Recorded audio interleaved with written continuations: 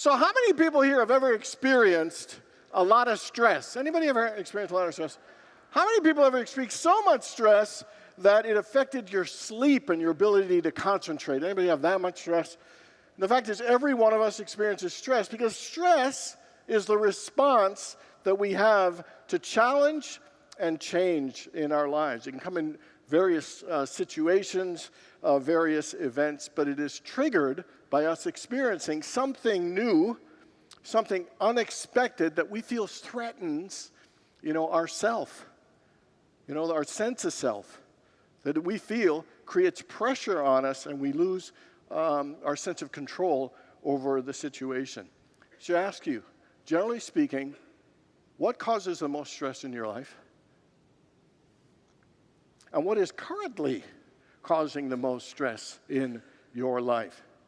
Dr. Hans Selye was a Canadian-born endocrinologist who's considered the father of research in stress. In fact, he coined the word stress, which means worry or mental tension caused by difficult situations. And he developed a list of events. He called them stressors. Top of the list is death of a loved one, divorce, major illness, relationship or family conflict, and then a big category of significant change, like the loss of a job is a significant change. And even though it's good, marriage is a significant change. The birth of a child is a significant change. There's stress there. Winning the lottery is a big change that can be stressful. Moving from Phoenix to Buffalo in the middle of July or in the middle of January, that could be very stressful as well. But it's not just the events in our lives that cause us stress. He said high on the list of things that cause us the most stress is our own attitude, the quality of our thoughts and the kind of mindset that we have. So I ask you, do you ever think about what you think about? Because what we think about creates the most amount of stress in our lives. Tell me if you engage in any of these. Anybody ever do any overthinking? Anybody ever do any worrying, obsessing, second-guessing, negative thinking, negative self-talk, pessimism, perfectionism, comparing, seeking approval, the need for control, resistance to change, fear of the unknown, to name a few. And so we sometimes need to pause and think about what we think about, because it is not what happens to us, it is what we think about what happens to us that really has an impact. Somebody said that 90% of living happens between our ears, and it is really true.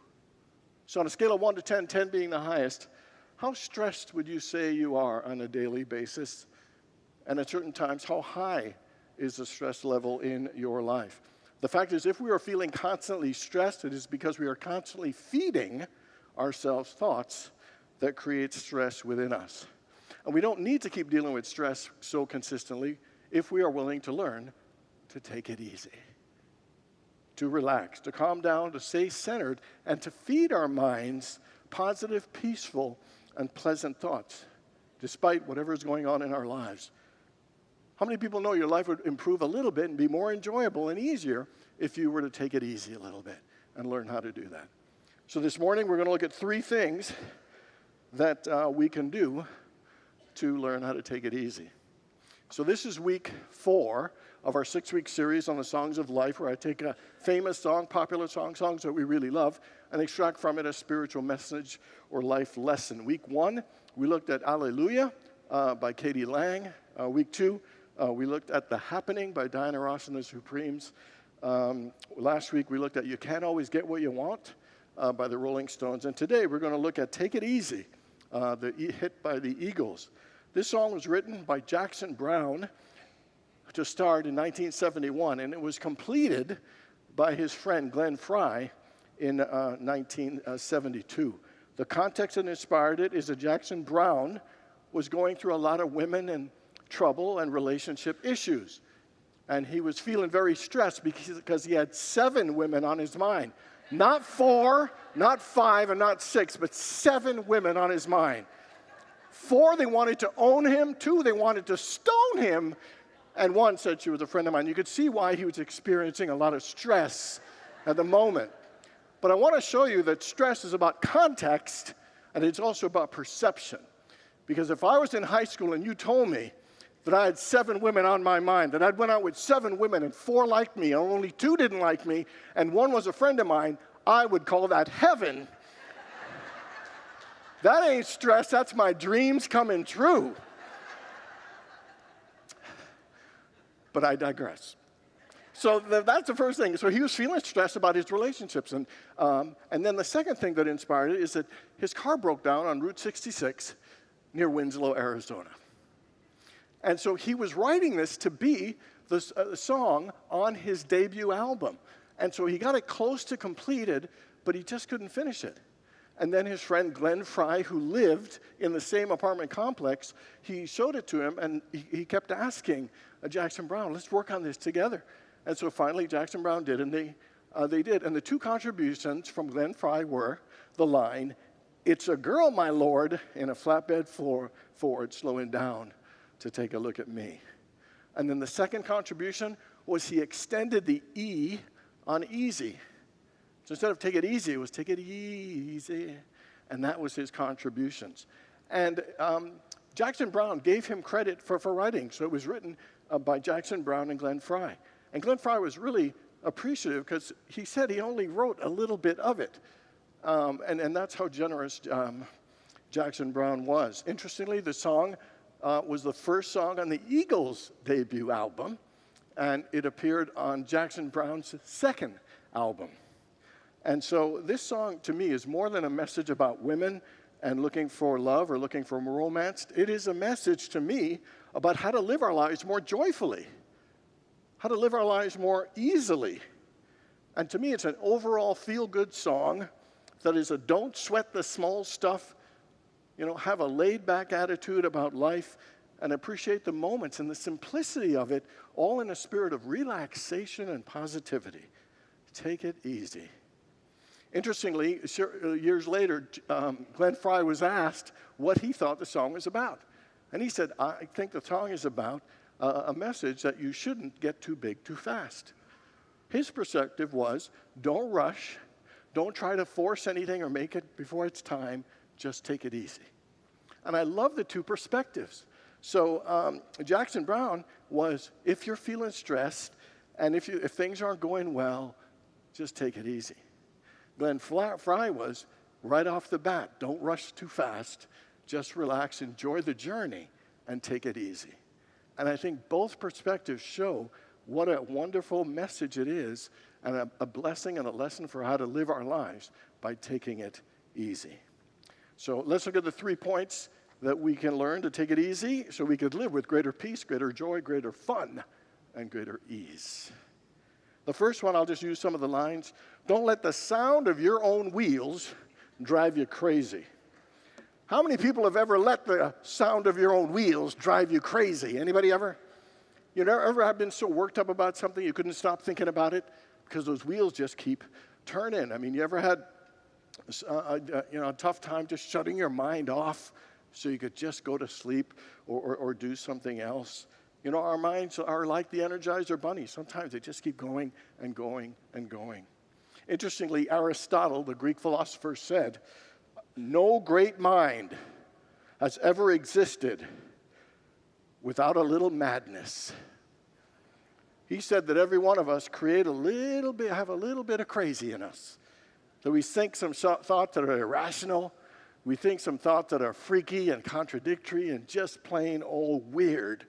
And it is normal because it is a part of having a creative mind that we explore different situations and possibilities, and sometimes they are a bit strange. The important thing is to not let those things drive us crazy, meaning specifically to not let our thoughts stop us from experiencing peace of mind and appreciating life and feeling a sense of ease and thankfulness and goodness. There's a Buddhist concept, and it's called monkey mind. And it states that our human mind are like monkeys. They jump from branch to branch and tree to tree, can get distracted very easily. And sometimes our minds can be busy and we can get nothing done. Our minds can be busy and yet we don't feel a sense of peace or a sense of enjoyment. In the book of James, it kind of warns about not having a monkey mind. And here's what it says. It says, someone who is being double-minded or monkey-minded, jumping around, and is unstable in every way and should not expect to receive anything from the Lord. You know, that our minds need to be relaxed. It needs to be focused. They need to be open. You know, because a monkey mind is really a distracted mind. It is a worried and an anxious mind. And it is not the kind of mind we need to live our lives more joyously and to be able to take it easy. And so what we need to do is to learn how to quiet our monkey mind by resting it and immersing it in the Christ mind. You know, Psalm 46 verse 10 tells us how to do it. It says, be still and know that I am God. One of the greatest things we could do to get the use and the power of our mind is to learn how to quiet it, how to calm it and soothe it, how to rest it and help it just relax. Because one of the things is, the more still and silent and we quiet our monkey mind in the Christ mind, you know what happens? It renews our minds. It refreshes our minds. It restores and revitalizes our minds. It replenishes our minds and helps us realign with the allness, the oneness, and the goodness of God. The 23rd Psalms, I love it. It says, the Lord is my shepherd, I shall not want. He makes me to lie down in green pastures. He leads me besides the still waters. He restores my soul. And what this is saying is that stillness restores us. Quietness replenishes us. It renews us. And the question is, how much time are we willing to spend quieting our mind and resting our mind and just being still? In Isaiah 30, verse 15, it says, in quietness and in trust shall be our strength.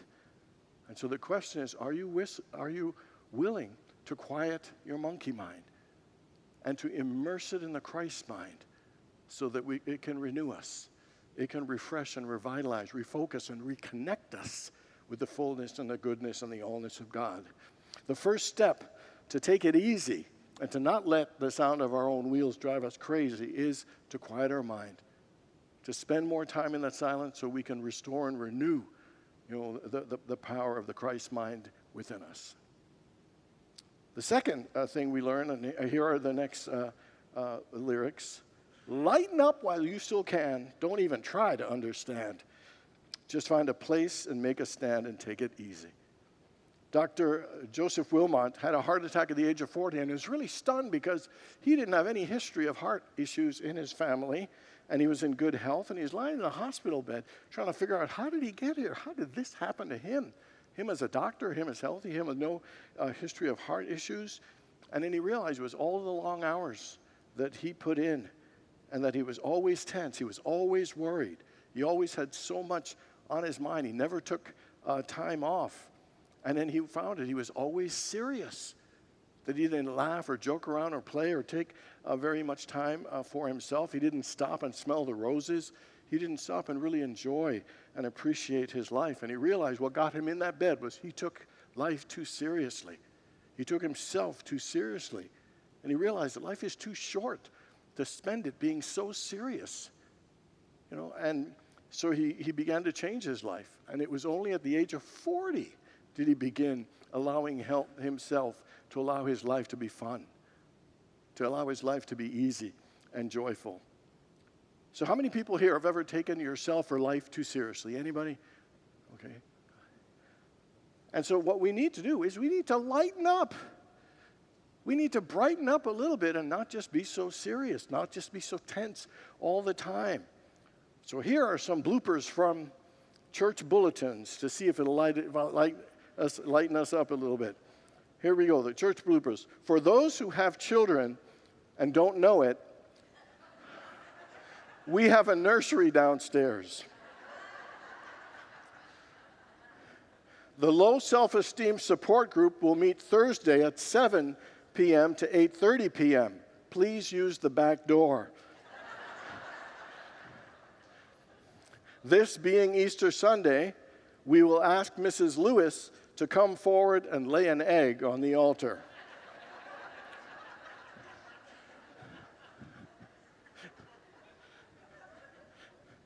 Barbara C. remains in the hospital and needs donors for more blood transfusions. She is also having trouble sleeping and requests tapes of Pastor Jack's sermons. Okay. Missionary from Africa, Bertha Belch, is speaking at Calvary Memorial Church. Come tonight and hear Bertha Belch all the way from Africa. I saw this one. This was from a cemetery in England. On one of the gravestones, it says, "Here lies an atheist, all dressed up and no place to go." You know why angels can fly? Because they take themselves lightly. And we all need to just lighten up a little bit. You know, it may not change all the circumstances of life, but it'll make us feel lighter, brighter, and more joyful. I believe the key to lightening up the first one is to have a more positive perspective. You know, the fact is, we're not going to have all the answers all the time. Life isn't going to work out the way we want all the time. And we can't just keep trying to understand why every single thing happened. We need to just accept life and roll with it and still be able to smile and to laugh at ourselves and see the bright side and still keep enjoying our lives. You know, Proverbs 17:22 says, "A joyful heart is good medicine." And so a part of lightening up is to not only have a positive perspective, but have a joyful heart in all that you do. And so I want you to look at your life and ask yourself the question, where in my life am I being too serious? Where in my life do I need to lighten up? Where in my life could I express a more joyful heart and joyfulness in all that I do? You know, in your work life, in your family and relationship life, in how you treat yourself. You know, are you too serious, and are you willing to lighten up and brighten up a little bit more? So the second way to take it easy is to lighten up and don't take ourselves too seriously by choosing to live with a positive perspective and to have a joyful heart. And the last lines from the verse, I love, it says, we may lose and we may win, though we'll never be here again. So open up. I'm climbing in. So take it easy. And I think in this part of the song, he is yearning for something deeper. He doesn't want to live a superficial life anymore. He wants more.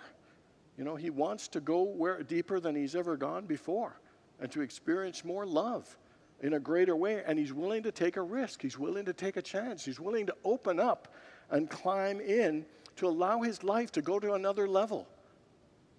And as good as any of our lives are currently, I know every one of us would like our lives to go to a higher level of joy or peace or happiness or meaning or a sense of fulfillment. So, and the truth is, we're not going to be here forever. You know, and we're not going to always win.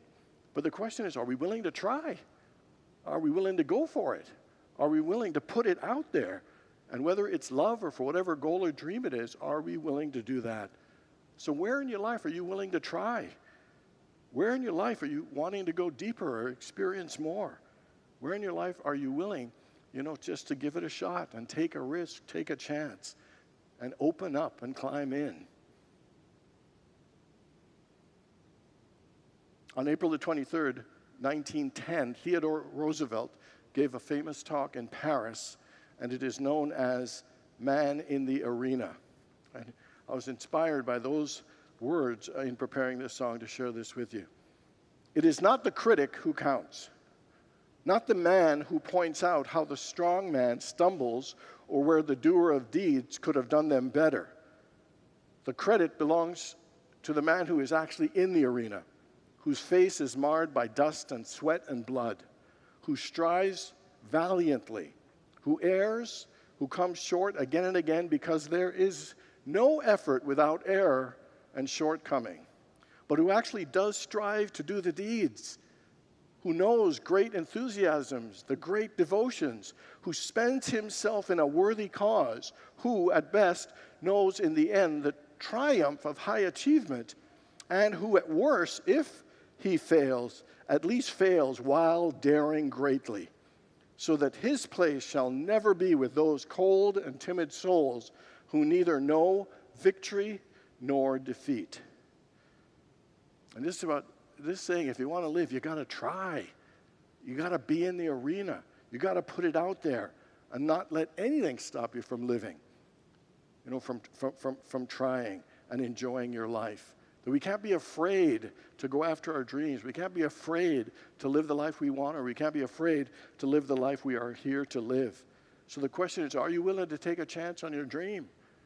Are you willing to open up and climb in? Are you willing to allow allow your life to be fun and easy?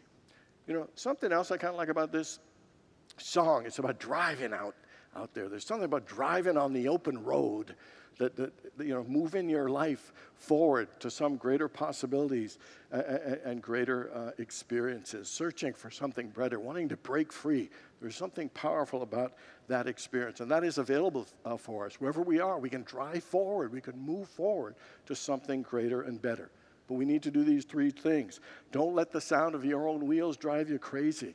Learn how to quiet your monkey mind and immerse your mind in the mind of God. And the second is lighten up while you still can. You don't need to understand it. We don't need to take life or ourselves too seriously. We got to be willing to have a positive perspective on our lives and to be willing to have a joyful heart. And then finally, we need to take a chance. We need to open up and climb in and go after our dreams and to give it a shot, because we all want to take our lives to another level. There's more for us, but we have to be willing to put it out there. Don't stress. Don't let your monkey mind or negativity stop you from living, from trying, from going after your best life. That is the beautiful message of the song, Take It Easy. God bless you all.